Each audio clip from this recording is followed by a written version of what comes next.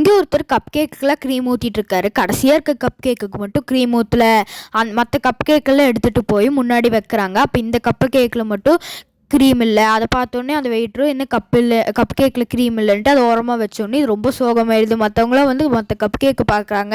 அப்போ இதுக்கும் ரொம்பவுமே சோகமாயிடுது. அதனால வந்து அது அழுதுட்டு இருக்கும் போது இன்னும் ஒரு ப்ரெட்டு வந்து உனக்கு நான் வந்து க்ரீம் செய்கிறேன் அப்படின்ட்டு அது வந்து ஒரு பவுலில் மிக்சிங் பண்ணுது. அது பண்ணோடனே அது வந்து க்ரீம் வந்துடுது. அந்த ஒயிட் க்ரீம் எடுத்து அதுக்குள்ளே ஊற்றுது.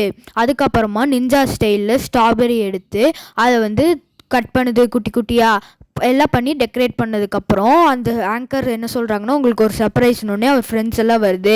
அதுக்கப்புறம் பார்த்தா அவங்களோட க்ரீமை தான் இவன் ஃப்ரெண்டு சோகமாக இருக்கான்றக்காக கொடுத்தோன்னே, இது வந்து எனக்கு க்ரீம் எல்லாம் வேணாம், எனக்கு என் ஃப்ரெண்ட்ஸ் மட்டுமே போதும்னு ஒன்றா சேர்ந்து ஹக் பண்ணிக்கிறாங்க. உங்களுக்கும் இந்த மாதிரி ஃப்ரெண்ட்ஸ் இருந்தாங்கன்னா கமெண்ட் பண்ணுங்கள், சப்ஸ்கிரைப்.